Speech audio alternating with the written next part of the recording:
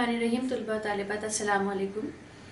आज जो लेक्चर आपके साथ शेयर किया जा रहा है ये क्लास 9th के तलबा के लिए है। क्लास 9th फेडरल बोर्ड के तलबा तालिबात अपनी उर्दू की किताब में जो सबक असबाक पढ़ रहे हैं, इस आज के मौजू का ताल्लुक उन असबाक से है। आज हम सबक क़द्र अयाज पढ़ने जा रहे हैं और ये सबक हमारे रेडियो सिलेबस में शामिल है। लिहाजा असबाक के लेक्चर्स आपके साथ शेयर किए जाएं तो सबसे पहले वो टॉपिक्स लिए जाएंगे जो आपके आने वाले एग्ज़ाम्स का हिस्सा हैं, और रेडियो सिलेबस में जो आपको शेयर किया जा चुका है जो असबाक हैं, आज हमारा मौजू वही सबक है। आपकी किताब के सफ़ा नंबर 86 से 96 तक ये सबक जो है वो आपकी किताब में मौजूद है। इस सबक क़द्र अयाज के जो मुसन्निफ़ हैं वो हैं कर्नल मोहम्मद ख़ान। और कर्नल मोहम्मद ख़ान, जब आप सबक के बारे में देखें और सबक का ख़ुलासा जब हम लिखते हैं तो क्योंकि इस सबक के सवाल जवाब क्लास 9 फेडरल बोर्ड के हवाले से इस सबक के जो सवालात हैं वो आपको रेडियो सिलेबस में दिए गए हैं। आपकी किताब में मश्क़ी सवाल नंबर 1 के तमाम अज्जा हैं। आपके पास इसका सवाल नंबर 3 है, 4 है, 5 है, 8 है, 9 है, 11 है। साथ ही साथ आपकी किताब के सफ़ा नंबर 95 और 96 पे रोज़मर्रा और मुहावरे के लिहाज से गलत फ़िक़रात की दुरुस्ती जो है वो भी आपके रेडियो सिलेबस में 2020-21 के जो अब एग्ज़ाम्स होने वाले हैं उसमें ये शामिल है। हम इस सबक को इस तरह से आज पढ़ेंगे कि आप इसके तमाम सवालात के जवाबात इस लेक्चर से ले सकें। इसका ख़ुलासा, इसका मरकज़ी ख़याल, मुसन्निफ़ के बारे में हम तफसीली बात करेंगे। इसी तरह से जो आपको सवालात मश्क में दिए गए हैं आज के लेक्चर में, आप इसको गौर से सुनेंगे तो आपको मश्क के सवालात के जवाबात भी यहीं से ही आप आराम से लिख सकते हैं। फेडरल बोर्ड के पैटर्न के मुताबिक आपको मुख्तसर सवालात जो दिए जाते हैं, 2 नंबर आपको एक सवाल के दिए जाते हैं और उसके हिसाब से आपको कम से कम 3 से 4 लाइनों में या 2 लाइनों में आपको सवाल का जवाब, मुख्तसर सवाल का जवाब लिखना होता है। लिहाजा आप सबक को जब गौर से पढ़ लेंगे तो अपने अल्फाज में आप बहुत अच्छी तरह से सवाल का जवाब लिख सकते हैं। तरीका ये होता है कि आपने सवाल के जवाब की एक हेडिंग भी खुद ही लिखनी होती है। ये एक माकूल तरीका है बोर्ड के पैटर्न के हवाले से। हम आते हैं अपने मुसन्निफ़ की तरफ। सबक क़द्र अयाज के मुसन्निफ़ हैं कर्नल मोहम्मद ख़ान। आप 1920 में पैदा हुए और 1999 में आपकी वफ़ात हुई। आप उर्दू के मुमताज़ मिज़ा निगार कर्नल मोहम्मद ख़ान चकवाल में पैदा हुए हैं। इब्तिदाई तालीम अपने ही गांव में हासिल की। मैट्रिक के बाद गवर्नमेंट स्कूल का इम्तिहान पास किया। उसके बाद आप मज़ीद तालीम के लिए लाहौर चले गए। लाहौर में आपकी तालीम का सिलसिला जारी रहा। आप फ़ौज में भी आपकी भर्ती हुई क्योंकि आपकी दिलचस्पी थी। आपका ताल्लुक़ एक देहाती ख़ानदान से था। आप देहात के रहने वाले थे, लेकिन आप मेहनत से नहीं घबराए। आपके दिल में लगन थी, वलवला था, जोश था। मेहनत आप करने से नहीं घबराते थे। लिहाजा आप ज़िंदगी के तमाम जो भी मैदान है वहाँ पे आप तरक्की करते रहे और अपनी कारकर्दगी से अपना लोहा मनवाते रहे। आपने दूसरी जंग अजीम शुरू हुई तो 1940 में बतौर 2nd लेफ्टिनेंट कमीशन हासिल किया। क़याम पाकिस्तान के बाद दिफ़ाए पाकिस्तान में भी हिस्सा लिया। क़याम पाकिस्तान के बाद आप पाकिस्तान आर्मी का हिस्सा बने। 1965 में रन कच्छ के महाज पर नुमाया कारनामे अंजाम दिए।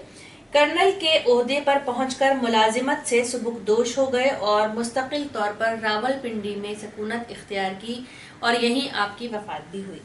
आप राइटर भी थे और आपने मिज़ाह निगारी को अपना मौजू ज़रूर बनाया, इस पर ज़्यादा काम किया। कर्नल मोहम्मद ख़ान का तर्ज़ तहरीर सादा और दिलचस्प है ان کی تحریروں کا اصل حسن سادگی اور خلوص ہے. وہ گزرے ہوئے واقعات کو اس انداز سے بیان کرتے ہیں کہ ان میں دلچسپی ہوتی ہے، ظرافت ہوتی ہے. یہ جو ان کا طریقہ ہے یہ پڑھنے والے قاری کے دل میں گھر کر جاتا ہے. مزاح کے ساتھ ساتھ وہ انسانی واقعات کو اس انداز سے بیان کرتے ہیں کہ جو وہ بیان کرنا چاہتے ہیں وہ قاری اسی طرح سے سمجھتا ہے اور اسی طرح سے محظوظ ہوتا ہے. آپ نے انسانی رویوں کی کمزوریوں، جھوٹ، تصنع، بناوٹ کے رویوں پر طنز کرتے ہوئے آپ نظر آتے ہیں. انہوں نے کئی موضوعات پر بڑے گراں قدر اور اہمیت کے حامل مزاحیہ مضامین لکھے ہیں. وہ باتیں کی ہیں جو سنجیدگی سے کہنا مشکل ہیں، ان باتوں کو اپنے مزاحیہ پیرائے میں آسانی سے بیان کیا ہے. آپ کے یہاں مزاح نگاری کا ایک سلجھا ہوا انداز نظر آتا ہے. یہی وجہ ہے کہ آپ کی تحریروں میں پھکڑ پن نہیں ہے، سوقیانہ پن کا گمان تک نہیں ہوتا. سادگی، معنی آفرینی، باوقار طنز و مزاح آپ کی تحریروں کی نمایاں خصوصیات ہیں. آپ کی تصانیف میں بجنگ آمد، بسلامت روی اور بزم آرائیاں شامل ہیں. ہمارا جو آج کا سبق ہے یہ آپ کی جو کتاب ہے بزم آرائیاں، یہ وہاں سے اس کا یہ اقتباس ہے. اس سبق کا اگر ہم مرکزی خیال دیکھیں تو اس سبق میں انہوں نے اپنی ہی کہانی بیان کی ہے. آپ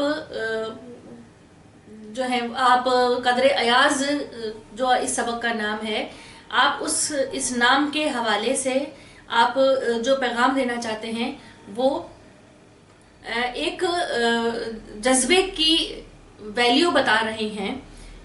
وہ ایاز کی ویلیو بتا رہے ہیں کہ کس طرح سے محمود غزنوی اور ایاز کے درمیان تعلق تھا اور کس طرح سے محمود غزنوی ایاز کی قدر کیا کرتا تھا.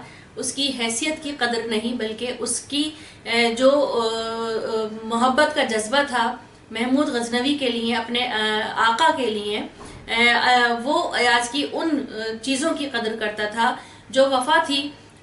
وہ ایاز کی اس وفا کی قدر کرتا تھا. لہٰذا اس سبق کا نام انہوں نے وہیں سے رکھا ہے. اگر ہم اس سبق کے مزید اور پہلو کو دیکھیں تو یہاں پہ محمود غزنوی کے بارے میں، کیونکہ آپ کو سبق کے حوالے سے تھوڑا دو مختصر سی لائنیں آپ کو لکھنی ہوں گی، تو یہاں سے آپ کچھ لائنز میں نے ہائی لائٹ کی ہیں کہ محمود غزنوی کے بارے میں کہ وہ غزنی کا بادشاہ تھا اور اپنے باپ کی وفات کے بعد سن 998 میں تخت نشین ہوا. وہ بڑا بہادر اور حوصلہ مند تھا. اس نے ہندوستان کے حکمرانوں کے ساتھ لڑائیاں لڑیں اور غزنی کو ترقی دینے کے لیے ہندوستان پر اس نے 17 حملے کیے. محمود نے لاہور فتح کیا اور پھر مزید اس نے حملے جاری رکھے. کاٹھیا واڑ میں سومناتھ کے مندر پر حملہ کیا اور وہاں سے اس کو بہت سی دولت ملی. اس کے آگے بھی اس کی کافی ساری تفسیریں، لیکن ہمیں مختصر سی اس کا بیک گراؤنڈ چاہیے، لہٰذا یہ کافی ہے. آگے آپ یہاں پہ اس کو ایڈ کر سکتے ہیں کہ سلطان محمود غزنوی کا ایک وفادار غلام تھا جس کا نام ایاز تھا. یہ غلام اپنے آقا یعنی کہ محمود غزنوی پر جان نثار کرتا تھا. محمود نے اسے لاہور کا صوبہ دار مقرر کر رکھا تھا. محمود بھی ایاز سے والہانہ محبت کرتا تھا. محمود اور ایاز کی محبت ایک ضرب المثل بن چکی ہے. مشہور ہے کہ ایک دن محمود غزنوی نے اپنے میدان میں دولت کے انبار لگا دیے اور اعلان کر دیا کہ جو چاہے جتنا چاہے اس دولت سے سمیٹ سکتا ہے، وہ اس کی ملکیت ہے. ایک جمع غفیر وہاں آیا اور لوٹ مار وہاں مچ گئی اور لوگوں نے اپنا اپنا حصہ اس دولت سے لینا شروع کر دیا. لیکن لوگ جتنا لیتے تھے دولت میں کمی نہیں آ رہی تھی. اس نے اتنا انبار لگایا ہوا تھا وہاں پہ، مگر لوگ اس کو اتنا ہی سمیٹ رہے تھے. محمود غزنوی نے یہ نوٹس کیا کہ ایاز ایک سائڈ پہ کھڑا ہے، اس نے اس دولت کی طرف نظر بھی نہیں رکھی. تو اس نے ایاز سے پوچھا کہ تم کیوں نہیں یہاں پہ اپنا حصہ لیتے؟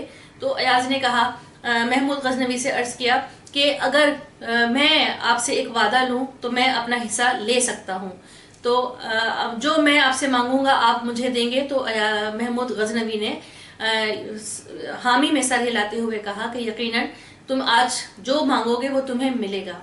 اسی وقت ایاز نے محمود غزنوی کے کاندھے پہ اپنا ہاتھ رکھ دیا اور اس نے کہا کہ مجھے آپ کی غلامی میں تمام عمر رہنا ہے۔ یہ محبت کی ایک انتہا ہے کہ دولت کے انبار کے آگے ایاز نے اپنے محبوب کو چنا۔ اس کو دولت سے کوئی غرض نہیں تھی، اس کو اپنے محبوب، اپنے آقا کی غلامی ہی منظور تھی، اس کو وہیں سکون مل رہا تھا، اسے وہیں سکون تھا، اسے وہیں پہ ہی اپنا جو راحت ہے وہ وہیں پہ میسر تھی۔ دولت اس کو بالکل نہیں بھا رہی تھی اپنے آقا کے آگے، اور یہ وہ جذبہ تھا جو ایک بادشاہ اور ایک غلام کو کی جو ڈفرینس ہے، محبت اس ڈفرینس کو ختم کر رہی تھی۔ یہیں پہ ہی وہ ایک مشہور جو شعر ہے کہ ایک ہی صف میں کھڑے ہو گئے محمود و ایاز، نہ کوئی بندہ رہا نہ کوئی بندہ نواز۔ تو یہ وہ محبت ہی کی علامت ہے۔ یہ شعر بھی اس جذبات کی نمائندگی کر رہا ہے۔ لیکن یہ جو ہمارا آج کا سبق ہے اس کا نام تو قدر ایاز ہے، کہ جو انسان کی قدر ہے وہ اس کی حیثیت کے حساب سے نہیں، بلکہ اس کے جو محنت ہے، اس کے جو جذبہ ہے، اس کے حساب سے اس کی قدر کرنی چاہیے۔ مال و دولت پہ کسی کو نہیں جانچنا چاہیے۔ اس سبق کے حوالے سے جو کرنل محمد خان یہاں پہ لکھتے ہیں، تو یہاں پہ ہم اس شعر کو ایسے لیں گے کہ نہ وہ عشق میں رہیں گرمیاں، نہ وہ حسن میں رہیں شوخیاں، نہ وہ غزنوی میں تڑپ رہی، نہ وہ خم ہے زلف ایاز میں۔ اب یہ شعر آگے ہم جب سبق پڑھیں گے تو ہم اس کو بہت اچھی طرح سے سمجھیں گے کہ سبق میں کیا کہا جا رہا ہے، سبق میں ایسا کیا ہے کہ اس سبق کو قدر ایاز کا نام دیا گیا ہے۔ تو اس سبق میں جو اب میں آپ کو اس کا خلاصہ بیان کرتی ہوں، تو اس سبق میں ایک کہانی ہے جس میں مصنف اپنے ہی بچپن کی کہانی بیان کرتے ہیں، اپنی ہی اسٹرگل بیان کر رہے ہیں۔ مصنف کا جو بیٹا ہے اس کا نام سلیم ہے، اور مصنف کا ملازم جس کا نام علی بخش ہے، وہ اپنے گھر میں بیٹھے ہیں، اور کیونکہ مصنف جو ہیں وہ کرنل کے عہدے پر ہیں، تو ان کو جو گھر ملا ہوا ہے وہ ان کو اس کیٹیگری میں جو کرنلز کو گھر ملتے ہیں اس میں بھی وہ ایک بہتر گھر میں رہ رہے ہیں، اچھا بنگلہ ہے۔ یہ اس بنگلے کی تفصیل بھی سبق میں لکھتے ہیں، اور یہ اپنی جو خوش قسمتی ہے اس پہ بھی یہ نازا ہے کہ مجھے بہتر سے بہتر چیز، بہتر سے بہتر مواقع ملتے ہیں۔ اب مصنف جو ہیں وہ اپنے بیٹے کا ذکر کرتے ہیں کہ میٹرک کا امتحان پاس کرنے کے بعد اس کے پاس فی الحال کوئی اور کام نہیں ہے سوائے دوستوں میں بیٹھنے کے، ٹی وی میں اپنا وقت گزارنے کے یا کھیل کود میں مشغول رہنے کے۔ مصنف کا جو ملازم ہے وہ ان کے بیٹے سے بہت اس کا بہت خیال کرتا ہے، بہت محبت اور لاڈ سے اس کو رکھتا ہے، لیکن مصنف کے بیٹے کو کیونکہ اس نے اپنے باپ کا وہ وقت دیکھا ہے، اس کو اپنے باپ کے جو اس کا بچپن ہے یا جو وہ اس کی اصلیت ہے وہ اس سے واقف نہیں ہے، نہ اس نے کوشش کی کبھی جاننے کی۔ وہ اس حالات میں ہے اور وہ سمجھتا ہے کہ جو چیزیں اس کو میسر ہیں وہ اس کو ہمیشہ سے میسر ہیں، وہ ان چیزوں کا عادی ہے، وہ نہیں جانتا تکلیف کیا ہوتی ہے۔ لہٰذا مصنف کے بیٹے نے جس وقت اپنے ملازم کی بے عزتی کی، اس کو جھڑکا صرف اس بات پہ کہ اس کے دوستوں کو اس نے ڈرائنگ روم میں نہیں بٹھایا، بیٹھک میں باہر بٹھایا اور ان کو چائے کا بھی نہیں پوچھا، تو مصنف نے یہ کہہ کے اس کو ڈانٹ دیا کہ تم میرے دوست کیا سمجھیں گے، کیا میں دیہاتی ہوں؟ صرف اس بات پہ اس نے اپنے ملازم کو ڈانٹا، اور ملازم اس بات کی شکایت لے کے جب کرنل محمد خان کے پاس پہنچتے ہیں تو وہ کرنل محمد خان جو ہیں وہ اس بات پہ یہ سوچتے ہیں کہ میرے بیٹے کو دیہاتیوں سے نفرت ہے، لہٰذا وہ اپنے بیٹے کو بلاتے ہیں، اور ملازم بھی وہیں موجود ہوتا ہے، اور وہ کہتے ہیں کہ میں تمہیں ایک ایسے دیہاتی لڑکے کی کہانی سناتا ہوں کہ جس نے اپنی کن حالات میں اپنی تعلیم شروع کی۔ بیٹا باپ کا ادب کرتا ہے اور باپ کی تمام باتیں غور سے سنتا ہے۔ وہ اپنا بچپن بتاتے ہیں، لیکن وہ کہانی میں یہ ذکر ہی نہیں کرتے کہ یہ ان کی اپنی کہانی ہے۔ وہ یہ کہتے ہیں کہ ایک بچہ جس کو چھوٹا چودھری کہا جاتا تھا، یا وہ چھوٹے چودھری کے نام سے مشہور تھا، وہ پرائمری اسکول میں جب اس کا داخلہ ہوا تو ماسٹر صاحب کے حلیے سے ہی وہ بڑا مرعوب ہوا۔ وہ پڑھے لکھے اور ایک اچھا ذوق رکھنے والے وہ ماسٹر تھے۔ اتفاق ایسا کہ کلاس میں جب یہ داخل ہوا تو ان کی توجہ بھی اس بچے کی طرف ہوئی، اور ایک دفعہ جو ہے وہ ماسٹر صاحب شکار کرتے کرتے شام کے وقت جب ان کے بیٹھک کی طرف ان کا رخ ہوا، وہ واپس گھر نہیں جا پہنچ پا رہے تھے، تو رات رکنے کے لیے انہوں نے سوچا کہ کسی گھر میں پناہ لی جائے یا کسی بیٹھک میں پناہ لی جائے، رات وہاں گزاری جائے اور پھر آگے اپنا واپسی کا سفر رکھا جائے۔ تو اتفاق ایسا کہ جس دروازے کو انہوں نے کھٹکا دیا وہ ان کے اپنے ہی اسٹوڈنٹ کا تھا، اور یہ ان کو پہچان گئے۔ چھوٹا چودھری جو ہے وہ اپنے ماسٹر کو پہچان گیا اور اپنے والد سے ان کا تعارف کرایا اور ان کی بہت زیادہ آؤ بھگت کی، اور ان کو ہر طرح سے خوش کرنے کے لیے ان کی خدمت کی۔ لیکن کیونکہ وہ دیہاتی تھے، سادے لوگ تھے، ماسٹر صاحب جو تھے وہ شہری تھے، وہ ماسٹر صاحب کے معیار کے مطابق اس راحت اور سکون ان کو نہیں دے سکے، ان کی خدمت نہیں کر سکے، حتیٰ کہ ان کو وہ ایک اچھی چائے بھی نہیں پلا سکے۔ لیکن جب وہ ان تمام چیزوں میں ناکام ہوئے تو پھر انہوں نے اپنے دیہاتی انداز میں ان کی مکمل طور پر خدمت کی، ان کو خوش کیا، اور وہ ان کی مہمان نوازی سے خوش ہو کے اگلے دن ان کے گھر سے روانہ ہوئے۔ یہ تمام تفصیلات بیٹا بڑے غور سے اور خوش ہو کے سنتا ہے، اور اس کو چھوٹے چودھری کے کیریکٹر میں بڑی دلچسپی ہونے لگتی ہے، اور پھر وہ پوچھتا ہے کہ اس تمام واقعہ کے بعد چھوٹے چودھری کی تعلیم تو ختم ہو گئی ہوگی، ماسٹر صاحب نے اس کو اسکول سے نکال دیا ہوگا۔ تو وہ کرنل صاحب کہتے ہیں کہ ایسا نہیں ہوا، بلکہ چھوٹے چودھری کی تعلیم کا سلسلہ بھی جاری رہا، اور چھوٹا چودھری جو ہے وہ آگے فوج میں بھی بھرتی ہوا، اور اس نے ترقی بھی کی، اور ابھی بھی وہ فوج کا ایک اچھا ملازم ہے۔ تو اس پہ جب اس کا بیٹا یہ پوچھتا ہے کہ کیا آپ چھوٹے چودھری کو جانتے ہیں، میں ان سے ملنا چاہتا ہوں، تو اس کے والد یہ کہتے ہیں کہ ہاں میں انہیں جانتا ہوں اور تم ان سے مل سکتے ہو۔ تو پھر جو کرنل صاحب کا بیٹا ہے سلیم، وہ انہیں یہ کہتا ہے کہ آپ انہیں ہمارے گھر پہ بلائیے، اور وہ مسکراتا بھی ہے کہ کیسا ہوگا چھوٹا چودھری جو اتنا دیہات، اس کے ذہن میں وہی تصویر ہے کہ وہ ایک دیہاتی ہوگا، فوجی وردی میں وہ کیسا لگتا ہوگا۔ تو وہ اسی کو اپنے ذہن میں وہ ایک امیجن کرتا ہے، ایک ایسی شخصیت، اور وہ مسکراتا ہے، اور اس کے دل میں ایک ایسی مزے کا جو خیز خیالات آ رہے ہوتے ہیں، وہ ان کو سوچتا رہتا ہے اور کہتا ہے کہ مجھے چھوٹے چودھری سے ضرور ملنا ہے۔ اسی وقت اس کے والد کرنل صاحب اس کو کہتے ہیں کہ تم ابھی مل سکتے ہو، اور تمہارے سامنے ہی بیٹھا ہے۔ تو جب وہ یہ سنتا ہے کہ میرا والد ہی وہ کیریکٹر ہیں جن سے ملنے کا مجھے اتنا اشتیاق ہے، اور وہ دیہاتی ہیں، تو اس کو بڑی شرمندگی ہوتی ہے کہ میں نے اپنے باپ کا شاید دل دکھایا ہے، اور میں نے دیہاتیوں سے نفرت کا جو اظہار کیا ہے یہ صحیح نہیں تھا۔